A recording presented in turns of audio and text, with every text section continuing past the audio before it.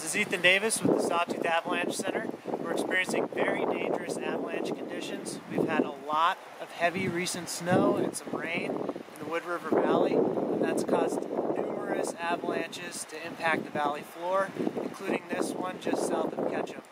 The avalanche initiated just on the hillside here, crossed the Big Wood River, left up to 30 feet of debris, jumped this bank, went through the window of this house behind me, and even sent debris and logs up onto the roof.